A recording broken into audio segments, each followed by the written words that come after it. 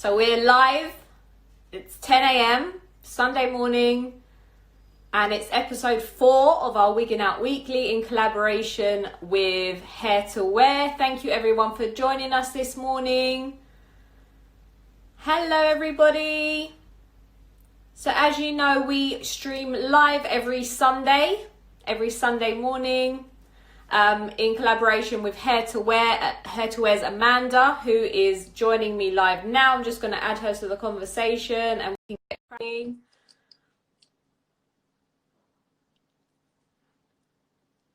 Where's Amanda? There you are! I literally haven't got my thinking cap on this morning, have I? Oh well. It's good So thank you everyone for joining us this morning. As I was saying before, it is episode 4 already. Can you believe it? Yeah, I'm loving all the support as well. It's been amazing. It has been amazing. It has been amazing. And thank you everyone who's been sharing the videos as well. Because as you know, they stay on our page after streaming, so anyone can sort of catch up afterwards. But today we're going to be talking about a little bit of a delicate subject for some people. It's not just about men who go through cancer and experience hair loss. It's just kind of hair loss in general, isn't it?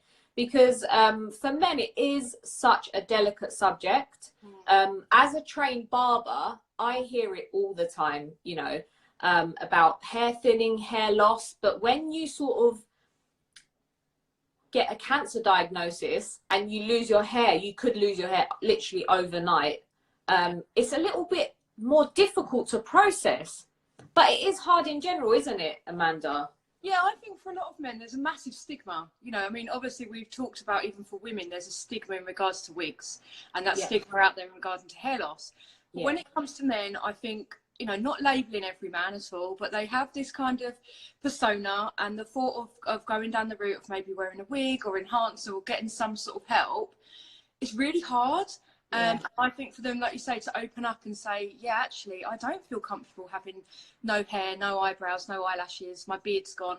You know, it's as much a change for a woman about their identity, but for a man, for me, they can't cover up like we can with makeup as much, you know? Yeah. If they're used to having big old eyebrows, a bushy beard, that's them. And then all of a sudden that's gone and they're left with something extremely different. It's really, really hard. And it is. And I think it's a big age gap as well. Like, I think different age groups deal with it differently. I think the younger generation is certainly coming through a lot more positive. They're very much more into their skincare. They're more into their hair. They're more open to discuss it. Yeah, definitely. But it is really hard. For guys to sort of open up and say, actually, I do need some help and I do need something. And I think, again, a bit like women, but probably a lot worse, men think of the word wig and think, oh my God, no way, that can't be. Well, as you guys, I don't know if anybody watched Julian's story that we published the other day. And so brave and honest. Yeah, I mean, you don't have to be a man to sit and watch this episode, because I think as people, we need to understand other people's stories. We need to understand what's available for people as well, because as a woman, you never know who you're going to meet. Like in general, at a barbecue, you know, in the chemo unit, you might get talking to wives of men who are going through certain treatments who, you know, that is causing hair loss. And having the knowledge, guys, you guys at home watching now, having the knowledge that, you know, we're going to try and pass on to you guys today is really important. And like I said, Julian shared his story with us, and I'm so grateful that he did, because not many men come out and talk about hair loss, especially with cancer. So I don't know if anybody watched it, but Julian, he's basically, he's a terminal cancer warrior, and he was diagnosed with a brain tumor, and he's had not only surgery, which has left him with a scar on his scalp, but he also had radiation to that area, which has caused permanent hair loss. And for him, a young guy, you know, he was saying that he loved using gels and hairsprays, and it was very much part of his identity. Absolutely. But when he lost his hair, he resorted to wearing caps all the time until he was brave enough to accept that, you know, this is happening to me. I'm going to shave it all off. And he braved the shave in a different way. So sometimes when we associate braving the shave, for women, it is like, you know, for men, it's like, okay, I'm letting go now. I'm letting go of the little hair I had, and I'm just braving it and just letting it go. And that's what he did. So he's very much he was empowered by that act himself. So he's encouraging others to kind of don't worry about it, you know. Being bald all the time, it's not a bad thing. And it is true what he's saying. Society has sort of led us to believe that going bald or whatever is wrong, is bad. And that's what he was saying in his video, wasn't it? It gives you a connotation and an image of negative, you know. If you think certainly with my children growing up, and the baddie in the book's always bald and got no hair, or my worst growing up, so true, having alopecia as a child, was the film Witches. You know, they all take their wigs off and start haggling. There's a child sitting there with alopecia. That was like watching my worst nightmare. And I think in our minds, we've all got these connotations of what stereotypically we should look like. And when it gets taken away from us, so, you know, the cancer, it gets taken away and suddenly we lose that, it's like, oh, what do I do now? This was me. But a really good point I wanted to pick up on there that really excited me actually watching this video was with the radiation. So there's so much we can do, because actually, as he described it, was fantastic. Where the radiation goes in, obviously it's leaving the patches. We actually do see quite a lot of that. Do you? Yeah, absolutely. For men and women. I've got a couple of photographs I'd like to show you. But please. also to explain that's something that we can really work with, because the patch will always be the same. So say for example, it leaves a bit of a bizarre kind of puzzle shape, and it's kind of stuck here, and like you say, it's where the radiation goes in and it will stop the hair from growing. We actually take a template of that shape, and very sophisticated. We use sellotape and cling film. Very top technology right there. It is extreme. And a black marker, and then we actually design a hairpiece and you stick it on daily. Wow. Or you can glue it on. Some people will glue it on, others will stick it on daily. And we actually make it. I've got a couple of examples here, and I've got a few pictures to show you. But what we actually use is a polythene piece like this. So obviously I've got this one's in a long blonde human hair, but we literally cut the shape out. Stick it, and what we do with the hair is we match the hair to your biological hair. You kind of cut it, colour it, get it in your colour. So if somebody had that with a skin fade, they can have that on top like a pompadour, is it? And it looks insane. Like you say, if you've got a young lad, I've got a couple of pictures here with a skin fade going up, and then you've got this stuck on. But this will just be for the patch. It can be tiny. It could be or we can go into an enhancer, but it can be really, really small. And lots of people will stick them on. So at first, they might just be using a really mild tape because of the way the skin is. Maybe they've got a bit of scarring. As time goes on and the skin gets stronger, we will then be looking at strong tapes and glues. But what we actually do, once we've got to a stage that we're doing it long term for somebody, we would take a sample of your own hair, we would send it over to our factory in China that we work with, and they will actually match the hair up. So the colour, the density and the style. Wow. You would just stick it on, and that would last you forever. I've been obviously... Since last week, we were saying that we're going to be talking about men's hair pieces and stuff. And it's true what Julian was saying as well. Like, as soon as he hears the word toupee, it's like you think of, like, that guy behind you, the mannequin, like having something really wiggy. Like, a lot of people associate men's hair pieces with those old films where a wig flies off, you know. I mean, the good thing is they are so fine, and it's hard because I haven't got a guy sitting here that I can glue it on and show you, but I have got some photographs. But I mean, you can see how transparent they are. They don't have to be, you know, so this one, for example, would be for an older man, because it's obviously white. It hasn't been cut or styled, but it would be. So, but you can still see through the scalp. Because if you've got a man in his sort of, you know, 70s maybe, he's not going to sit there with this luscious locks. And I think that's a lot of the time, like the whole toupee thing is where people go really wrong. They've got with this massive bouffant, and we look, and even before you think toupee or wig, you think something, your mind tells you something's not quite right about this picture. And 9 times out of 10, it's because they're wearing something that's completely too big, probably hasn't been cut in properly, hasn't been fitted. So by going for something with a low density to match their age group, it would then be cut in. So something like this can be stuck on. We find with men, you actually probably need to more than women. So women, not all women would necessarily want to stick a wig on using a tape. But I find with a lot of men, they're a lot more physical, they're a lot more hands-on, and it needs to adapt to you. So a lot of guys will stick them on, and they'll stick them on. I think where it's your hair shorter, it will be more noticeable, isn't it? Yeah, and if you're using a tape, it's going to stick. Like we would stick it down. I mean, I've got a tape on today, so you can see how strong they are. Wow, yeah. No, that's not going anywhere. So if you're a guy and you want to just go about, or a woman, but you want to go about your normal life, by sticking it on, it's just going to stretch. And you can see, like with mine, where you've got the baby hair here, we would just make that look really natural. And with a guy, obviously having a lot less hair, you've got a lot less exposed. You've got a lot more exposed than say me with a long mop. So if I show you quickly, I've got. Show me. This is a photograph of a guy that we've done recently. Wow. So you can see this is not your typical, oh my God, I look really, you know, awful, and it's fantastic. Yeah. Really taped really on. Natural. Yeah. And they're fantastic. So, you know, like this one, for example, the scalp, you've got to shave the top to stick it on. Yeah. But wow. they're absolutely fab. So this would be an example of the scarring. So this is actually female. Is that radiotherapy specific? Yeah, this one's a brain tumour, and this one is scarring alopecia. Okay. But what we've done, so using the technique that I showed you, we would actually match your hair up. So here I've just gone round in a white pencil, and then they would just be stuck on, and you can see the density afterwards is the same. So we've not gone for long, luscious, over-the-top locks. The density of the hair is exactly the same as her hair. Okay. So we would match it to you.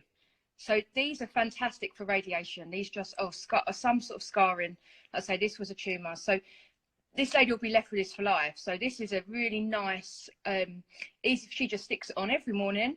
Yeah. Thinks no more of it until she needs her next one, and we make her. Wow. See, I was obviously from last week, like I said, from last week where we were doing a brief discussion that we said we'd talk about this subject today. I naturally went online and I started looking at so many videos and the different adhesive options available. And there was one that lasts for about 6 weeks. Yeah. Is that the sort of things that you do as well? Yeah, like so the long term? Yeah, absolutely. So you would come in and we would do that for you. So you would come in. So a piece such as this can be stuck on. So really popular for men to be in systems. I've got a really good blog written by one of my regulars actually on my website. I read it. Did you read it? He's described it really well. Yeah, it was. And again, he wanted to remain anonymous, which is understandable. But I could resonate with what he was saying, and I could feel what he was saying. Obviously being a barber and dealing with a lot of men they've got a lot of the same queries, you know, what can I do to thicken my hair? My hair started thinning in the last 6 months, you know. Well, this isn't cancer specific, but there are just not enough options out there because we don't really talk about it enough. But there are options. There's loads of options. Like you say, I know lots of barbers. We've got some amazing ones just in our town that might really say, "Oh, Amanda, can you just speak to this guy for me?" But there is still massive stigma, absolutely. It's really hard for a guy. I think 10 times harder to pick up the phone and say, "Oh, hi, can I come in and see you?" I mean, Ryan, who's our barber, is all very relaxed. You know, we'll show lots of videos, pictures, and lots of examples. And everybody that comes in kind of goes, "Oh, this is great. I really didn't expect this." You know, in my head, I was thinking it's like exactly like the connotations that we were discussing at the beginning. Yeah. But I think the amazing thing is they're always getting better. There's so much out of the market now. It doesn't have to be. You know, like you say, my man, like this is a full wig, and I think this is kind of probably how we think of a man's wig. This is what we think of, yes. Yeah, I mean, the negative to this, I've got to give him a little bit of credit. It's not been cut or styled. And on the man's head, it would look a lot better. So they are still, they're probably, even the most basic of men's wigs, like this one, for example, is a monofilament top. So even this is still going to be quite transparent. Yes. And we can still, so you're still going to get that really nice flesh look. And they're a lot thicker down the side, so they actually give you a really nice sideburn. Wow. So they're nice and solid, and the same at the back. They're a lot more square. Yeah. You know, if I was to put this on, it would look absolutely ridiculous because it is made more masculine. So it's nothing like wearing a female wig. It's nothing, it's cut completely different. And that's the same in the human hair and the fibre pieces. But like I say, there's always the 3/4 pieces, the toupees, that are so much more popular. But I think, as you can see from the photo, the difference is, you know, once they're actually done. So this is a semi-cutting, for example. This is what I'm talking about, density. Wow. So this has been stuck on, and we've actually just taken it really low, because this guy, this is how his natural hair would look for his age. Yeah. Again, if we'd suddenly given him a massive full head of hair, he's going to look daft. So this is how his hair naturally was, and because it's fine around the sides, we've just taken it as fine as we can, and we've matched the colours up. So the grey and the black, so salt and pepper colours, matches natural hair. Wow, that looks incredible. Yeah, you'd never know in a million No, years. you'd never know. And it is quite funny, because obviously we're very discreet in here. Yeah. If somebody kind of comes out of Ryan's room, our barber's room, and someone's sitting waiting on this couch, you can kind of see him double looking to think, why is he here? You know, what's he doing here? Because you always associate wig shops and stuff with, you know, women's only zone, when actually, how do men feel walking into your shop? Yeah, fine. I mean, you know, once we get to know them, they kind of like to go maybe straight into the room. We do have a side room as well, and we do a late night sometimes if people are feeling uncomfortable. But I would certainly say, as people come to get to know us, it becomes second nature. This becomes part of them, you know, and they feel really comfortable. They're building up a rapport with their stylist. And all of us, really. I mean, we're really fortunate that some of our guys have been with us from day one, and we're in our 20th year. So we're really fortunate that we have an amazing clients that come in. But I think it is just the education of knowing what's out there. Can I ask as well, does you know, the NHS prescriptions for cancer patients, does this cover, like, for men as well? Men actually get a little bit more. Do they? Financially, because the reason they're is probably a little bit more pricey, right? Because they're a bit more tailor-made and and because there's not so many of them made. Right. So think of female, you know, women's wigs, thousands and thousands of different styles, types. Men, we don't really have that luxury. And I mean, even for me, we work with 12 suppliers throughout the world. Fantastic suppliers, I think the best in the world. There's only 3 that I actually use for men. So it's quite a limited range. And also, like you say, they have to be a little bit more delicately made. So we tend to have a lot more lace, a lot more sturdy. So the NHS have understood this, and they do actually provide more money towards a man's piece. Again, it would depend on your trust, because they all do different price ranges, depending on where they are. But always ask us, because we would be able to speak to your trust, and we would be able to show you what range it comes under. It is fortunate that men do get a little bit more, and the same with boys. You know, boys going through the Little Princess Trust, we see plenty of young lads, and they have some really funky cuts, and again, they're free of charge up to the age of 27. So we are able to sort of pay for a lot, which is brilliant. Yeah, that's amazing. So what other, I mean, what other options, if you didn't want to go down that route, let's say, you didn't want to have anything stuck, what other options is there? Right, so depending on what the hair loss is like, obviously, like you say, we can razor shave and go for nothing at all. The other option is we use cover-up sprays. So, you know, for patching, or if it's thinning. So guys obviously can still use the cold cap as well.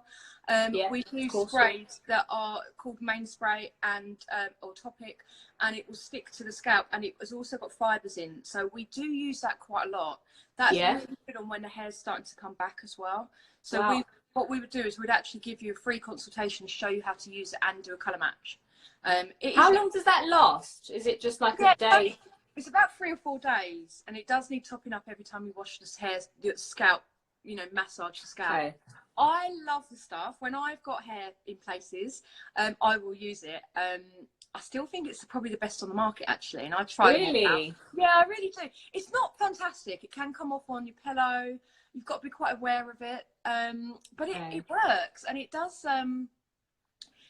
give the coverage that we need, and a lot of guys use it. You know, it's very popular in here. We get a lot of guys come in. Like I said, we'll do a colour match. We don't charge for that, but we've got every can you can imagine. And then what you do is you go into a private room. We would colour match. We might look outside if we can, just to get a good look in daylight.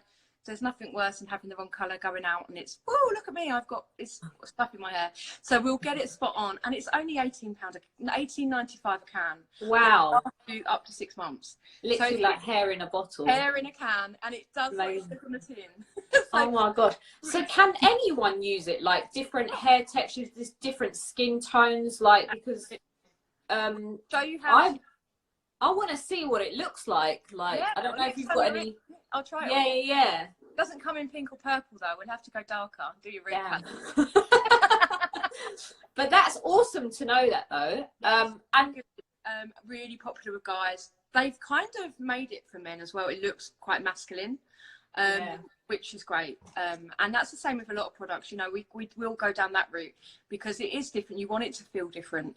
So it is a bit more of a masculine take. The other thing that's become super popular with guys that we've only just sort of started seeing this last year is eyebrow tattooing.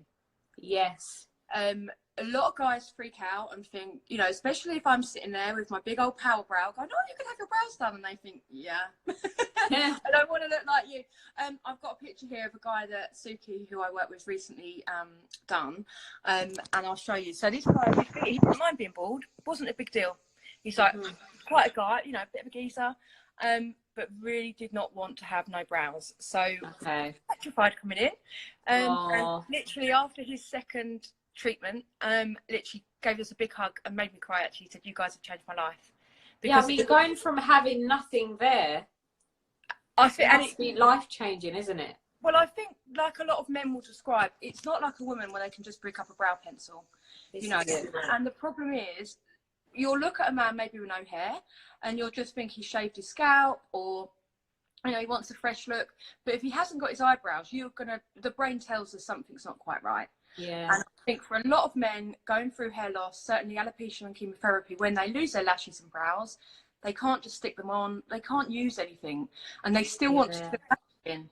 So I would say that's probably the biggest thing over the hair sometimes. Once they've accepted the hair loss, it's the brows. I think it's the same for women though, because it's like I put up a post the other day and it's like, I was so focused on my hair that I just forgot about my brows and lashes. When actually, for someone like me, where my lashes are super long because my eyes are so big and my eyebrows are so dark, when I lost those all, it was like, oh my God, it was really difficult. Yeah, because it frames your face and you're like, where do I start drawing, you know?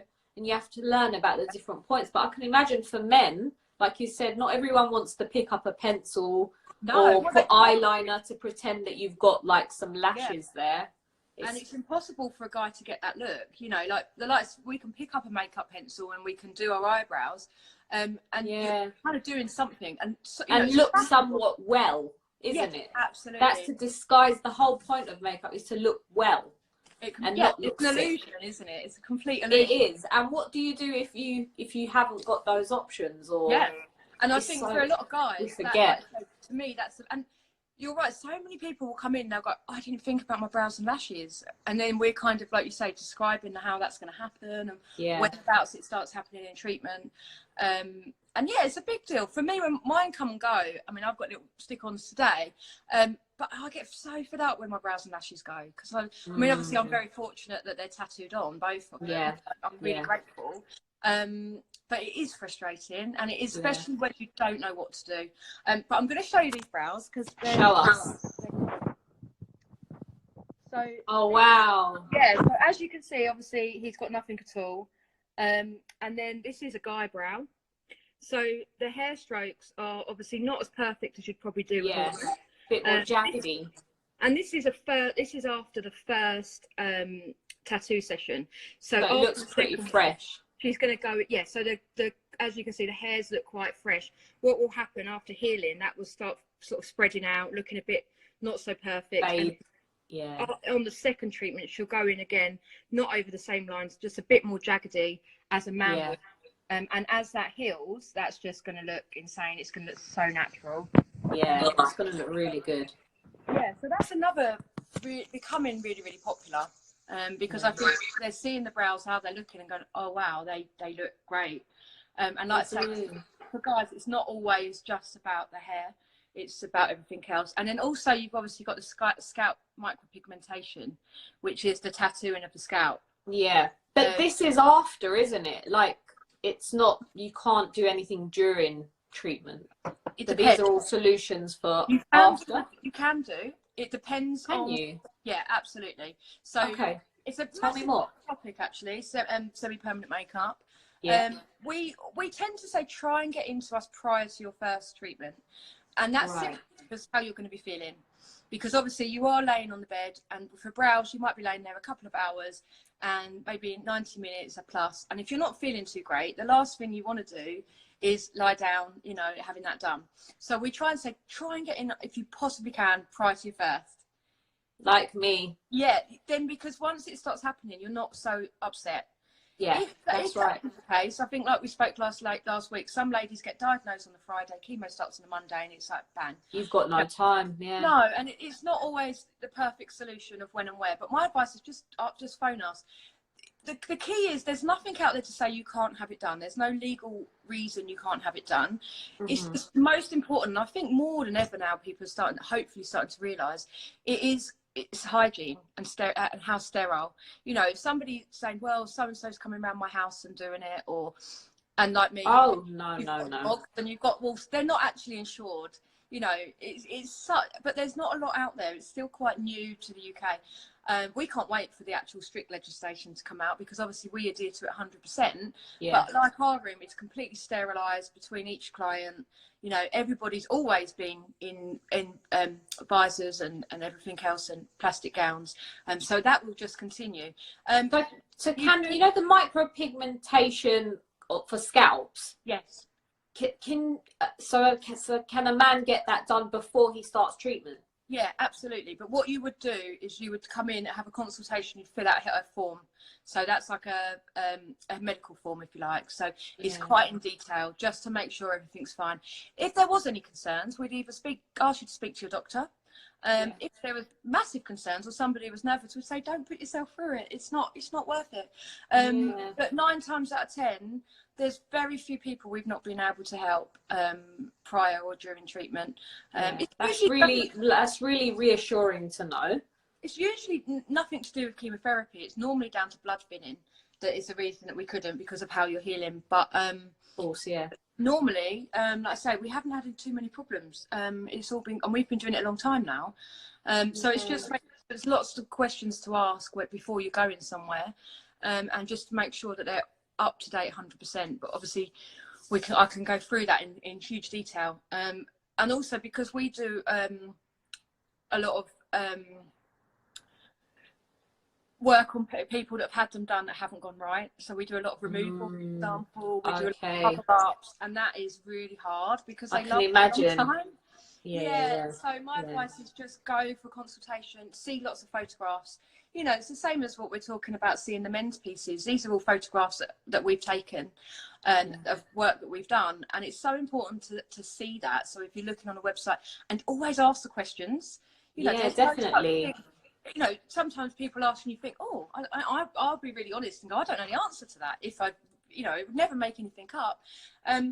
But 9 times out of 10, we're going to have the answer, and you'll hopefully be really pleasantly surprised of what's out there. You know, like showing you the photographs today that we've got here, it just shows you how good the pieces are. And they're not all, you know, like the first guy, he has got a really cool cut. There is like a skin fade going into a really nice top piece that's sort of got this quiff on it.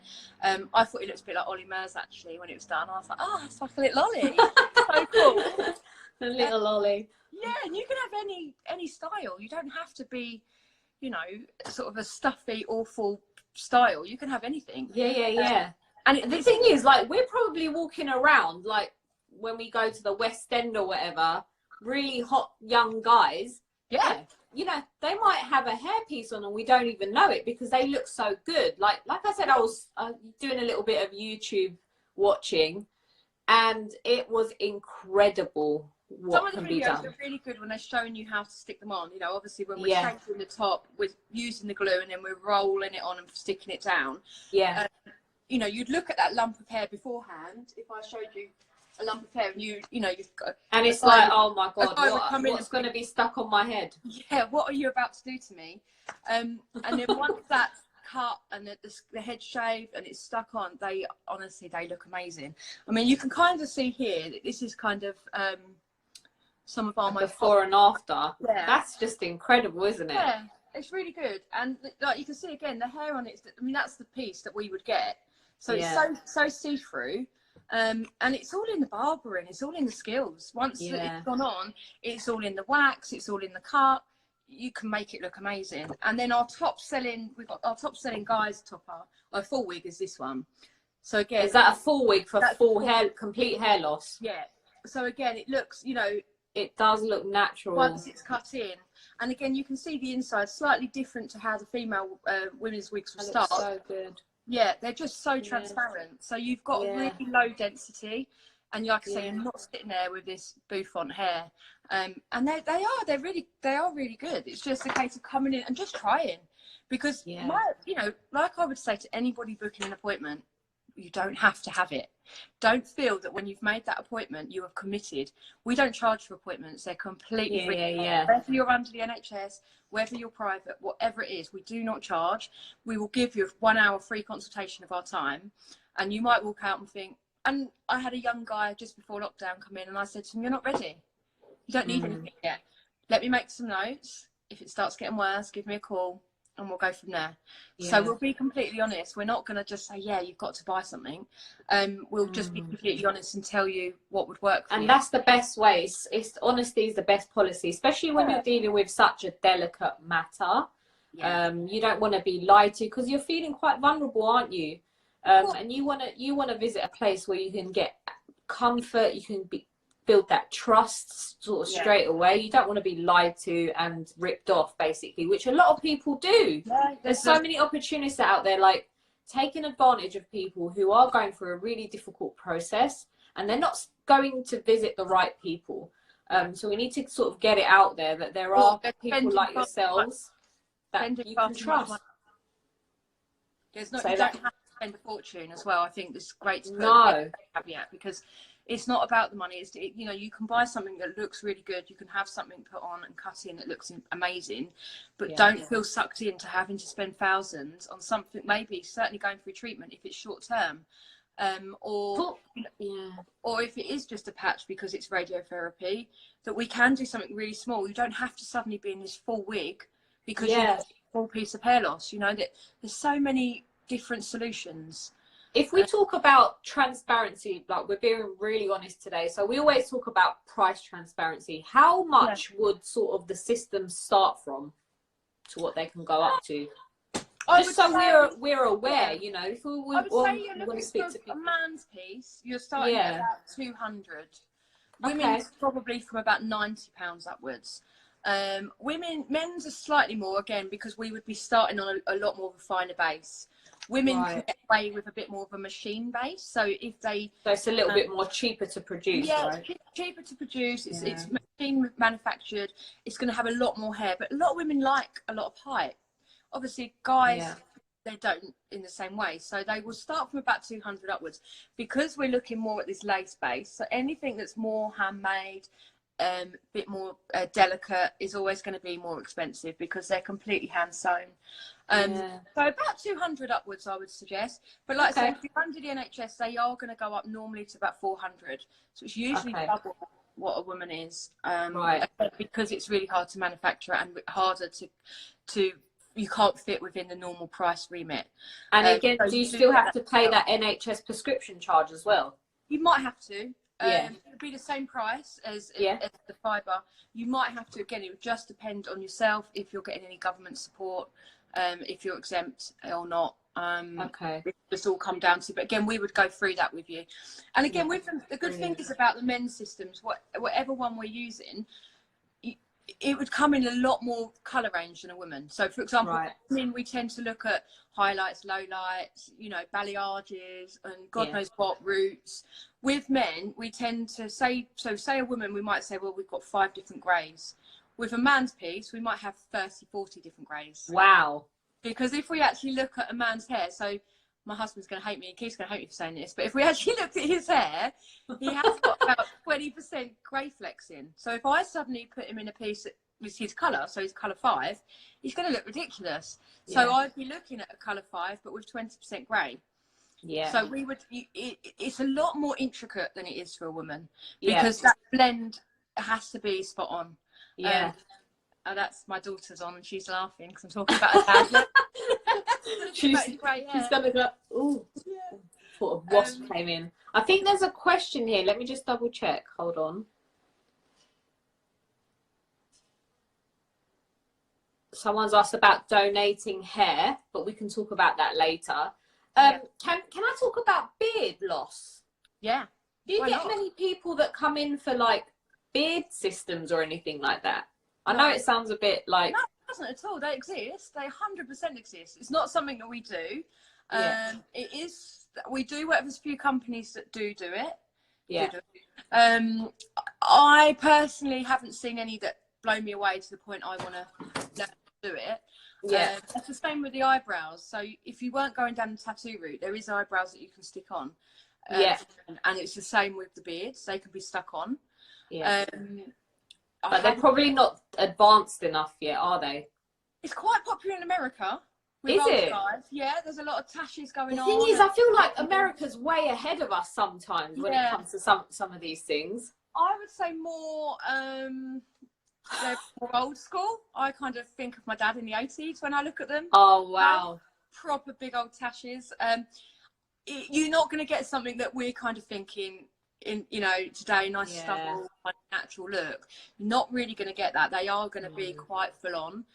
And, you know, there is a lot used in sort of theatrical theatre and film that look amazing on screen. So I get asked this a lot, actually, in regards to that. But so-and-so definitely had a beard on, or definitely had a wig on, or why did theirs look so good? Because they're on film and set, so they're made so much different. They're a lot more coarser.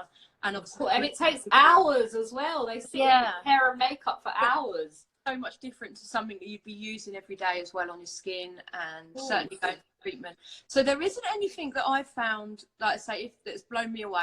Same as like you said, I'm always reading on obviously getting everything up to date as well when we go on our sort of education and seminars and all our courses. There's always updates, and obviously we go on a lot of men's courses as well. So certainly on how to put the systems on, how to glue them on, how to cut them in as well, because there is different techniques in regards to sort of cutting them. They're harder than women, I would argue, because you've got you're dealing with a smaller kind of space, aren't you? Absolutely. And you need to make sure it's so perfect, because unlike me, you know, I'm wearing a wig today, I haven't really cut it in, it's sitting quite solid. I'm not that bothered because I'm wearing it down. If I was to do this, it's going to look ridiculous. So the work's actually in the intricate cutting and styling and the base. So to fit a man's piece would take us twice as long as it would a woman's, for the simple fact we want to get, or women with short hair, it's not just to say men, but to make sure that it's cut in perfectly all the way round. And that's got to be for all occasions, whether you're out on a super windy day, or, you know, it's got to be. I think the hairline is everything though, isn't it? And that is usually what gives things away. So if you get that wrong, you know, that's where you feel uncomfortable as well. If you don't wear your hair down, obviously, and if you like to tuck it behind, I used to tuck mine behind the ears all the time, my wigs. And they weren't the best. We would say, how do you wear your hair? So if somebody put a wig on and they straight away done this, we'd be like, oh, right, we've got to cut this in for you. She's an ear tucker. Yeah, she's an ear tucker. I can't help but put my glasses, but we've really got to think about your hairline. You know, I always put my glasses on my head when I'm sitting at my desk, etc. So when we're kind of doing the initial consultation, these are questions that we're really thinking about. I'm the world's worst. I'm brilliant at listening to other people, but you ask any of the guys I work with, they'll be like, yeah, but she never does it to her own, and she never sits down for 5 minutes to let one of us actually do something. I'm a nightmare.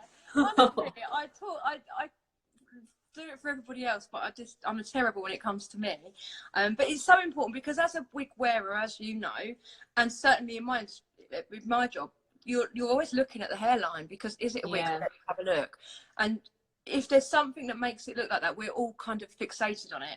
And I know for me, when I get new hair day, my worst is in the car. I'll sit in the car with the mirror, and I'll be driving, kind of just catching the eye. like, does it look like a wig? Am I, you know, everyone does. But my advice is always come in again. Always have that second appointment as well, follow up. But we tend to give it, we call it wriggle room. We allow ourselves 10-20% wriggle room. So if we do need to go further, we'll do it, because everybody's so different. You know, with the men's hair pieces now, so if they have a full hair piece, how low can you go when it comes to like grading? Like how low, literally, can you go really, really close, or is you're going to start really seeing the cap? Like, so with the photograph that I showed you of the guy at the back, that's probably the best length, because we tend to do is go quite masculine. So with a woman's wig, for example, we'll round it off and it will go behind the ear, because that will give you a really nice soft finish. When we design our own, obviously, as well as buying them off the peg, but with a man, you'll go more square and you'll give it a real kind of solid structure. So you tend to be able to bring it quite low, but you would find that you'd still need the hair kind of round here for a full piece. When we're looking at, say, the first photo I showed you of Ollie Murs, his hair, that's his own round here. So his top piece is sitting here. So this is his problem area, as where this is got a really natural, his biological hair is really natural. So that's kind of faded from his own hair. Yeah. But for a full piece, which was the last one I showed you, which is can't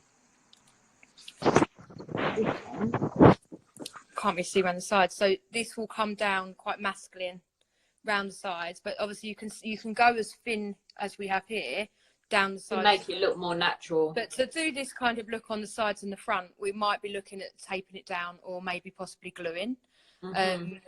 Again, for that reason that we want it to sit really flat. But like I say, a lot of guys will do that. And you'll find with a male hairline as well, everyone would be obsessing over guys and looking at their foreheads now. But the hair doesn't naturally always start as thick here as it is back here.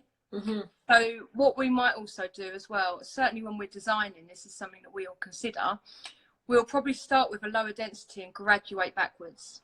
So it starts really fine on the scalp. So if you're sticking this down, you're going to have this lace see-through transparency. So we could go, like the one in the picture, that's about 60%, so it's quite low. And then you would stick it down so it looks really see-through, and then it would go maybe a little bit thicker towards the sides and the back, as a man's own hair would. So if you were to sort of look at a man's at certain ages as well, you know, the older we're going, the less hair arguably we're looking at. Not always the case, but normally. Like in my family, for example, we, like the men, they start to recede here. So the hairline's still here, but it comes back like that. So can you tailor the hair pieces to sort of suit that sort? Because you don't want to obviously go with hair here and like you're really thin here and you want your hair piece, and then suddenly you're just like someone's put like a square. It would just be like, no, this is definitely not me. So do you ask for photographs and stuff, or you would come in for a consultation? I've got a really good example here actually, I'd like to show you. I'll go for it. Come in for a consultation and bring photographs. We take head measurements and we actually use eyebrow pencils to draw on your hairline. All very technical, like I was saying. And cling film. We will draw on the hairline, and then we will then cut the hairline out that sits on that matches your hairline, if that makes sense. Like you say, so if you had like a widow's peak, so this wig, for example, has been designed with what we'd call like a little widow's peak. So the hairline is more of a V at the front. So when that's on the head, you're going to almost look like it's receding outwards. So it's not sitting straight across. So that's the sort of thing we would simply design for you to match your own hairline. So with this one, as you can see, it's not straight at all. And then that lace will all be cut out. But once that's stuck and glued on, that's going to sit almost like a little V at the front. It's so hard to say because it's not been cut in, but once that's done, but that you can kind of see it. Shape. So the shape is completely different. And that looks so natural as well, like, because that's how, you know, hairlines are, and there are all sorts of hairlines. Exactly. So but we would copy yours. So if your hair had gone by the time you'd come in, we would say bring photographs. Let's have a really good look. And with us, we'd say, oh, let's just send me a photo. We'd actually be zooming in to really. We would be looking at that the whole time we're talking to you. Might not be saying it, but we even subconsciously, straight away, we are checking out the hairline. We're looking at how the hair sits. And that's the sort of thing that we're looking for, so we can design it. So something like this, we would just take that very sophisticated mold, and then we would cut it out to where we need it to fit. Now we would do that and then maybe use an off the peg piece, or if we're looking at something a bit more bespoke, a bit more custom, we would send it off to the factory to be completely custom made, such as this piece. So this will then, now this can be taped on and cut in to give that sort of complete authentic hairline. The same. Can I ask you a question? Yeah. What's the sort of age, let's be honest, what's the sort of age range you see when it comes to this? Is there like an age bracket that will not, you haven't seen yet? Or is it? Yeah, we're missing a lot of the middle guys. So the youngsters are coming through. They're cool. They're, you know, they're a lot more in tune with themselves, I would say. Yeah. Sort of 18 to maybe 30. They're quite happy to come in, and they're happy to come in. They're confident to talk about it. They're into their skin regime. They're into their hair regime. They'll tell you what products they're using. I mean, I'm generalising here. I'm not saying every man, but I find them a lot more confident and in touch with themselves, maybe enough to be able to talk to you about it. Yeah. And maybe sometimes know, you know, really have done their work as well and their research on what products they're using. Then we tend to have a bit of a massive gap. Not always, but maybe you're like late 30s, early 40s up. They're the guys that we're kind of missing at the moment. And then we've always had our older gentlemen that will stay with us. Again, they'll come in normally if they're wearing a system. They'll come in every 4 to 6 weeks, have it taken off, their own scalp washed. They have their own haircut and then the system put back on. And we've had them for a long time. And a lot of the time, gentlemen that do go into them will stay in them for life, you know, because that's going to be a huge change to suddenly going from having this system put on to suddenly hardly anything at all, maybe just a little bit around the sides. So it does become sort of part of them.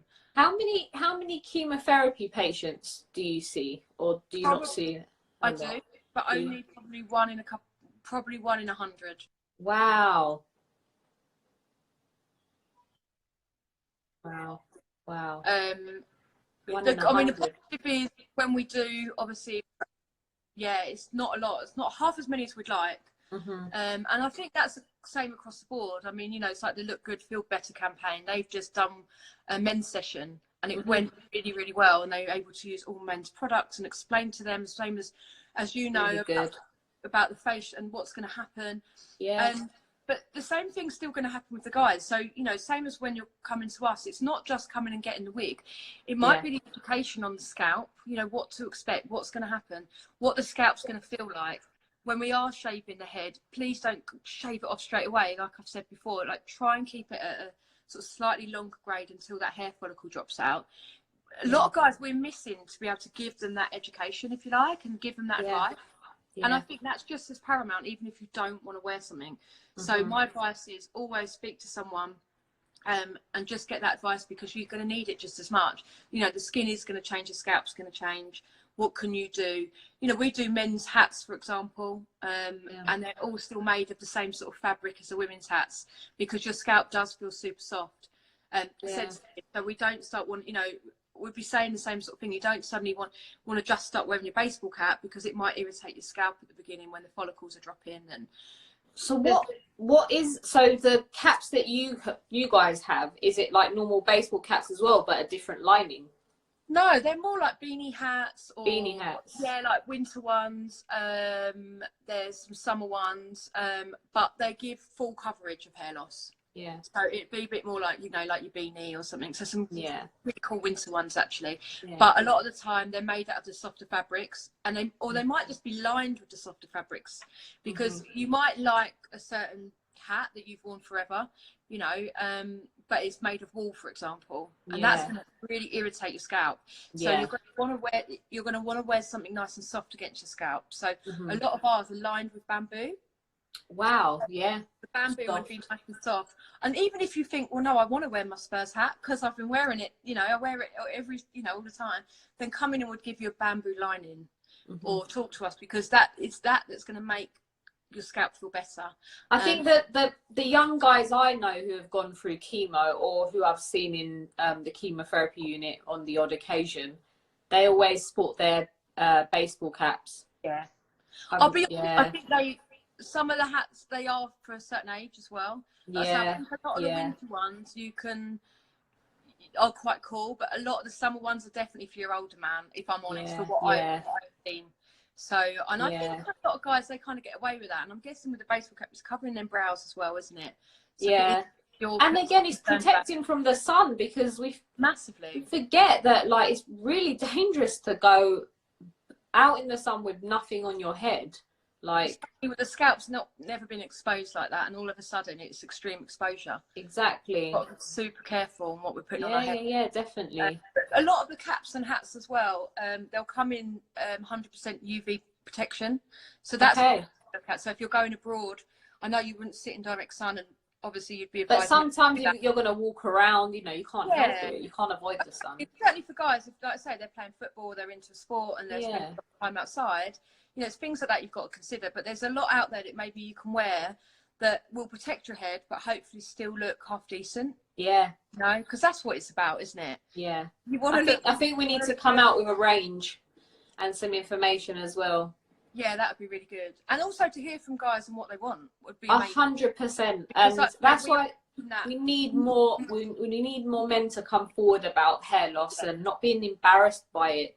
Maybe to explain what they would like. Yeah, it will help massively. It will help us as a charity as well, like understand the needs and what we can do, you know. Definitely. But I'm going to ask whoever's watching still if there's any questions that we've kind of missed today, because we haven't got long left. Did you want to kind of touch on anything else today, Amanda? I think I would like to say thank you for people that have either contacted, like, either of us privately or on our stories or on our Instagram or email. It's really nice to get that feedback, because I think when we first started, you know, we could sit and chat for England between us, but it's so nice to start getting that feedback back and saying that we, you know, what we are doing is really helpful, because we've got so much knowledge between us and we just want to get it out there. So knowing what you guys want us to talk about, we've got it and we'll do it. So it'd be great to maybe get a bit more of what you guys want. Yeah, what you want and what questions that we can answer, because I promise you there will be an answer. There's an answer usually for a lot of questions. And, you know, like you say, we're talking about the guide systems today. Hopefully we've shown that they're not as bad as people expect. Shown photographs of what can be done. Certainly long-term solutions, if it is long-term hair loss after chemotherapy. There's so many different solutions and ideas, but obviously to get a little bit more about what people do want, because once we start doing that, we'll just adapt. We can happily adapt, and it'd be great as well, I think, because like you say, it's not all positive, and I think for guys it's really hard to conceal, and I think that's what we've got to take from this. So that is. Can I ask one more question, just for anyone watching? Obviously we're getting a lot of sunshine at the moment, but if there is anyone who's going to be happy walking around sporting the ball, it's absolutely fine, but is there any products that they should be using apart from SPF? Is there anything in particular on the scalp? Because SPF, we're going to put on our bodies, on our faces, but is there a special scalp sort of? Not really in regards to sunblock, sun cream. Obviously you're going to go the strongest you can get. I mean, even 50 on the scalp, you could go super strong. I mean, there's 150 out there. Is yeah, and I would personally I would invest in that during this time, because, and I'm talking from experience, I've burnt my bonds a few times where I've exposed to the sun, and we just want to make sure that we're not causing any damage. So going for a super strong sun cream, like you say, maybe even 100, but just maybe spending that bit more, but maybe getting something, like I say, some of our fabrics are 50 SPF that will give you complete coverage. Even if you are wearing a cap or something, you can wear it underneath. Also to be really careful. So like you were saying, if a lot of young guys are wearing your baseball cap, is to remember that they only come to here. That's right. We are still exposing this whole of this back head. Whether like we've had this glorious sunshine, you've got to be so careful, because you are then exposing the whole head. So it's just being really conscious really of what we are doing. But slapping on that sun cream, letting it dry and popping on a cap, I would suggest is going to be the best. I mean, on paper, I would say, no, you must wear something that's going to fully protect you. But telling that to an 18, 19-year-old lad probably isn't going to sink in. And I completely get that, you know. I was really careful when I was going through chemo with sun exposure. It was good to get your vitamin D or whatever. But if I were to be burnt, that would have been quite dangerous, because you're so, like, your skin is super sensitive. And even though you might not be able to see how sensitive it is, the chemo's like destroying it basically during every day. It's regenerating and just whatever. But SPF, guys, is so important. I just think it's worth investing in a good one during this time. Yeah, definitely. So you can go back to all your normal stuff, but just investing in something that's really good, really strong, and is going to protect your skin just through this time, and certainly your scalp. Even, I mean, the rest of our bodies as well, although it is going through the treatment, is used to being exposed, because we've spent a lifetime sitting in the sun with our shoulders out and everything else. You've got to remember, your scalp has never ever seen sunlight. It's always protected by that hair. So suddenly add in some chemotherapy and add in no hair, this becomes, you know, a bit of an issue. So it is just remembering that this has never been exposed before. So the skin's going to be ultra white anyway. You know, it's going to be a completely different colour. For some people, but even anybody, you will find that there will be a different shade. Lightly because you've got a lot of hair. It's always covered that scalp. Yeah, so it's shaded, isn't it, all the time? So anybody will might have a little bit of a line just from their natural hairline, and probably be quite surprised at how their scalp looks bald. You know, because you're like, oh my god. I mean, I've got a little birthmark on my head, and I was like, I never knew I had that. You know, where's that come from? So you'll probably be quite surprised when the hair goes at the colour of the scalp, and the beard. Like when we went on holiday, my husband would sometimes keep a beard, and it's like he'll get back to England and shave it off. It's like your face looks so much lighter than the rest of your head. Oh gosh. But I don't think there's any questions at the moment. I think we've pretty much covered a lot of it. That's probably why. But if anyone thinks of anything after and wants to get in touch with either myself or our expert Amanda, then please do, honestly. And again, if you know anyone, a man or a young lad or a boy or whatever, going through treatment, or you get into a conversation with someone whose partner is going through treatment, talk about it. Talk about how are they feeling, like have they thought about any hair systems and whatnot, because there are solutions, and we don't want people to feel helpless and lost, and you know, not able to explore any of these avenues. So men, women watching, it's important to understand that there are solutions for all of us, and to ask for advice, and that's to everyone. Because there's so much advice out there that isn't just led towards any age group or any gender, or it's for everyone. So even if you're thinking, you know, like you say, you're sitting with that young lad, he goes, oh no, I'm not wearing a wig, you're having a laugh on you, just give us a call, because that's cool. But what we'll do is we'll teach you what's going to happen, we'll talk you through it, we'll give you lots of advice, and we'll tell you what products are really good to use during this time. We're not going to get anything from it, but at least we know that you're going to be 100% in the right direction. And also, I have to flag it. The time's running out. We've got the countdown again. We're going to be cut off, guys. But thank you, everybody, for tuning in today.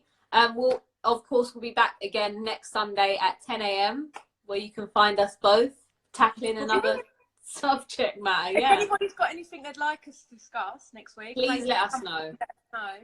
And then we can concentrate on that subject. That'd be brilliant. Thanks for joining again, Amanda. Appreciate our chat. I love it. And happy Sunday. Happy Sunday, guys. See you soon. Bye. Have a great day.